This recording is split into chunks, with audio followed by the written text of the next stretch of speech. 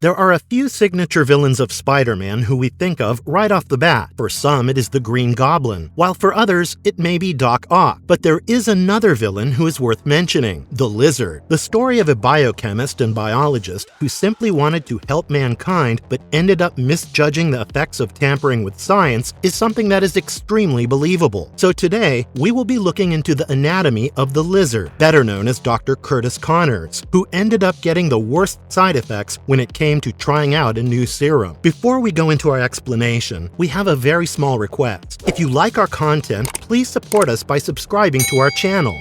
This is a small click for you, but for us, it means a lot. Thank you. Let's begin.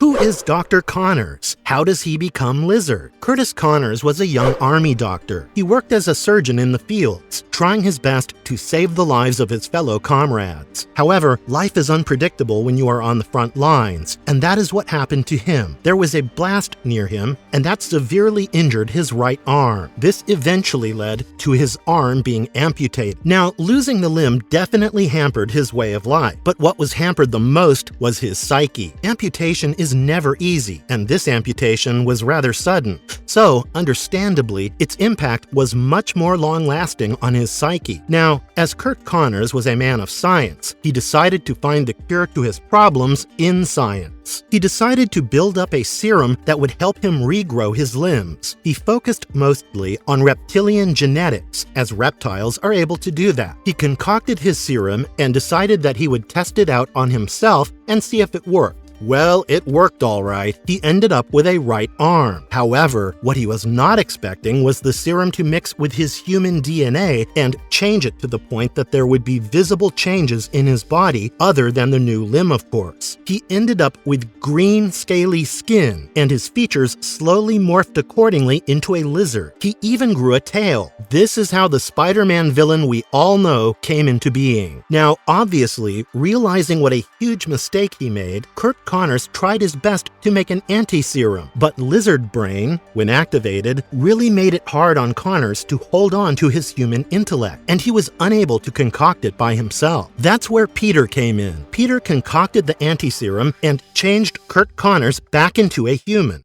Can he control all reptilian creatures? Well, now, telepathy is really not something that lizards are famous for in the animal kingdom. However, when it comes to the lizard, he is capable of doing it. When the lizard wants, he is able to telepathically connect and control every reptile within a 2-mile radius from wherever he is. While that may not sound extremely scary, it can be quite overwhelming and chaotic if the people around the superhero are screaming because there are lizards everywhere, making fighting with the villain extremely difficult for our hero. Now, if you are someone who likes biology, you would know that all reptilians go through something known as shedding. It is a process that happens after a certain time has passed, where the animal sheds their old skin, and the new skin that comes is usually better than the previous one, with more features that would help the animal survive the weather conditions better. As the lizard now has reptilian DNA embedded within his human DNA, he too went through a transformation, and the new version that he had, where he symbolically shed off his humanity and conscience, made way for the new version of him, known as the Shed. This transformation allowed him to activate the lizard brain in the human brain. This obviously made the humans affected act on their basic reptilian instincts based on the now reptilian brain. So, in a way, yes, the lizard can control all reptilian creatures who were born and who were made.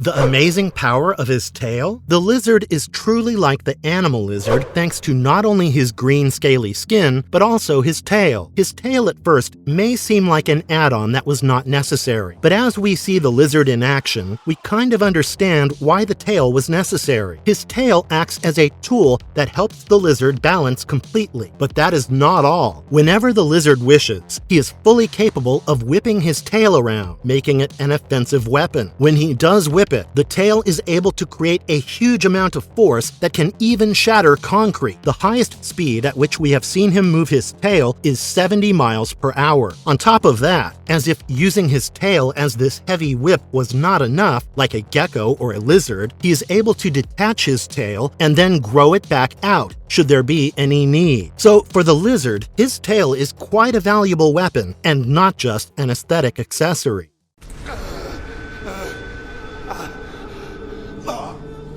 Can the lizard control his own transformation, or does the reptilian instinct prevail? When Curtis Connors first changed into the lizard, there was nothing that was controlling his transformation. He injected himself with the serum, hoping that it would regrow his amputated limb, and while it did that, it also turned him into the lizard, something that was completely unexpected by the lizard. He had not concocted an anti-serum or counter-serum because this was not supposed to happen in the first place. That is why it was necessary for Spider-Man to make the counter-serum from the lizard's notes in order to save the Doctor. But that did not stop the lizard from experimenting with the serum, hoping to eventually perfect it. After a while, he figured out a way to control the transformations himself. Instead of depending on the serum and anti-serum combo, Connors ended up with an inhibitor chip. It was an adamantium-encased chip that was implanted in his neck. This helped him go from Connors into the lizard at his beck and call. Not only that, this chip also had failsafe features in it, which helped Connors from going full reptilian mode. If, in his lizard form, Connors got too angry, the inhibitor chip paralyzed him, and he stayed that way until he transformed back into a human. This chip was removed by Spider-Man at a point so that Connors could save his son from the last son of Kraven. However, Connors soon got a new chip implanted in him.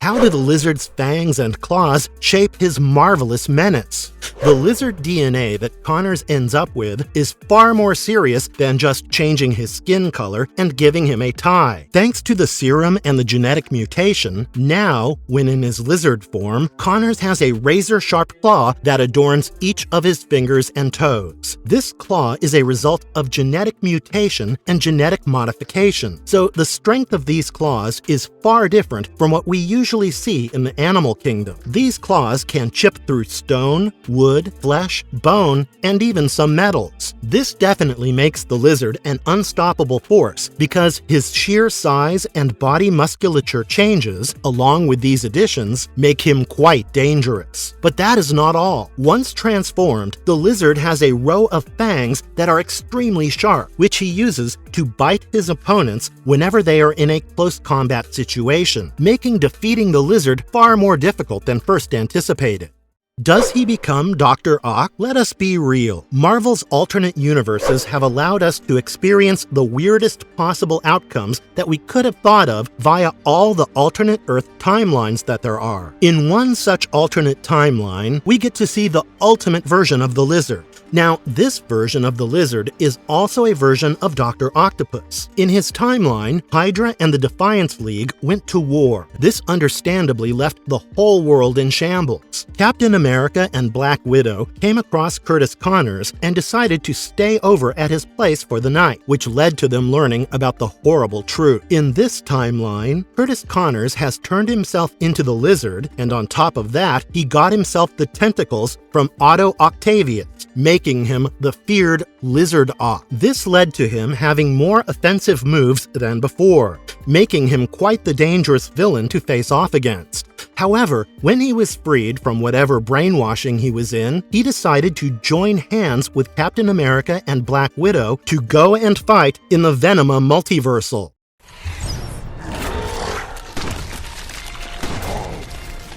Does he have healing ability? Curtis Connors, once transformed, has an extremely fast healing ability.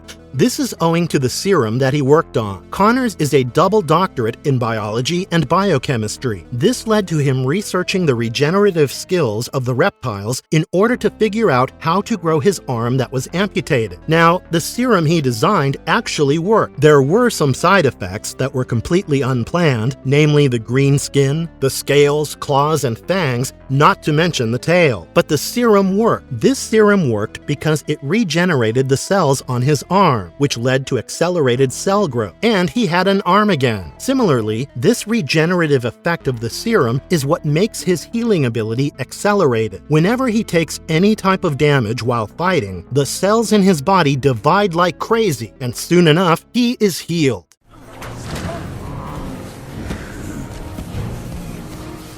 Exploration of Lizard's extraordinary physiology. Once Connors transforms into the lizard, his body shows some significant changes physiologically. For example, the musculature in his body becomes dense, and his body tissue changes radically. This dense musculature helps him lift more than he is capable of doing otherwise, and even run faster than he was able to before. The density of the muscles, paired with the way they work, make the lizard extremely durable because his body does not fatigue quickly enough. Another big thing is that, owing to how his body tissues have changed, the lizard has something known as superhuman durability.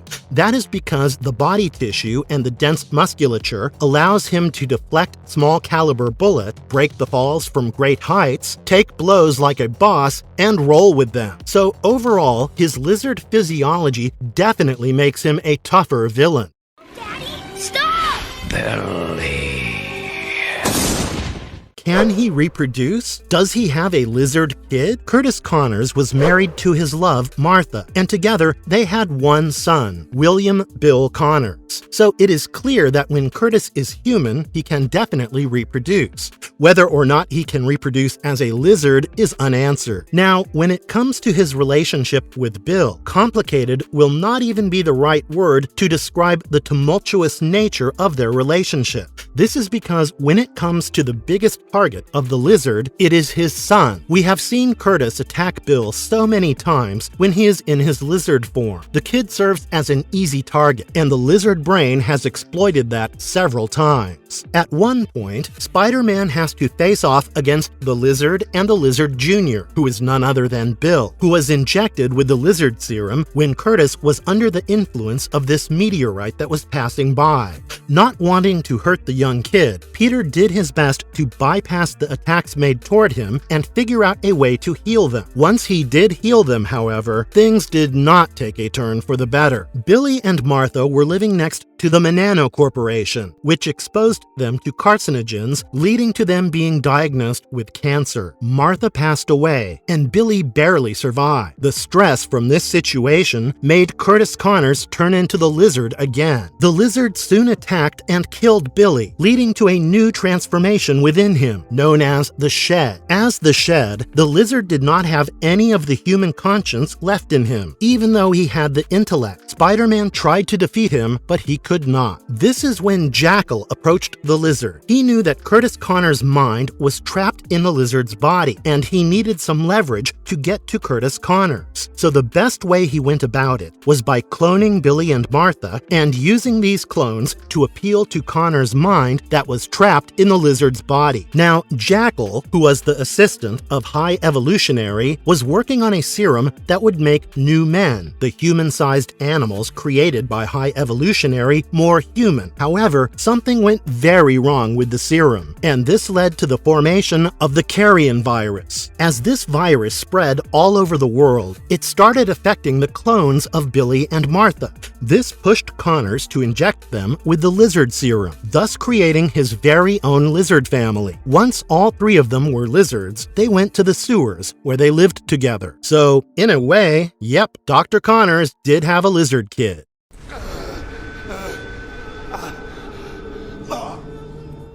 Does he find a cure? When it comes to the cure, while the anti-serum that Spider-Man concocted worked well, there was a stranger cure for their ailment that neither Lizard nor Spider-Man saw coming. When Spider-Man woke up with 4 extra arms, he was understandably shocked. He definitely did not want this and whatever problems that came with this. So he decided to reach out to the one biologist and biochemist he knew who had dabbled in genetics. This was Curtis Connors. Connors decided that he could let Spider-Man stay over for a while at his place while he worked on a cure because his apartment at Southampton had a separate lab. Spider-Man decided that he would meet Connors at his place itself, and Connors shared the address. However, when he did come home, the sight he saw was not something that he was expecting in the slightest. Spider-Man was unconscious, and Morbius, the living vampire, was looming over him, ready to feast on him. Understandably panicked, shocked, and stressed out over this situation, Connors lost whatever self-control he had and soon turned into the Lizard. This led to the vampire and the Lizard duking it out. Now, in the midst of this fight, suddenly the Lizard was pushed back into the electrical panel. This led to him being electrocuted, which was enough for Morbius to get a jump on him. As we have discussed before, the Lizard does not have skin that is like ours, so when Morbius bit Connors, before Morbius could draw the blood, Spider-Man fought him off. This bite was magical in a way, because thanks to this bite, the Lizard started changing back into Connors. Not all the way, but it was clear that there was something in Morbius's bite that could potentially turn him into a human again. This led to Connors and Spider-Man being prepared for Morbius the next time he would attack. When Morbius did attack them, Connors managed to get blood from Morbius. He injected himself with the blood, and immediately he was changed back into his human form. The same thing happened with Spider-Man, making it clear that the cure for the condition that Connors has is in Morbius's blood. Hey, Dr. Connors. Hello. Marvelous verdict. Thanks to the Amazing Spider-Man with Andrew Garfield, new fans got to meet the face of this popular supervillain. While he may be cold-blooded owing to his transformation, Curtis Connors is far from a cold-hearted man. He genuinely does care about his family, and whatever he does, he wants to do it for the good of mankind. And he has tried time and time again to use his force for good, which we appreciate. The Lizard has our respect. Does he have yours? And if you liked our content, don't forget to leave a like and subscribe to us if you haven't already. Have a good one, and be safe. Thanks, everyone.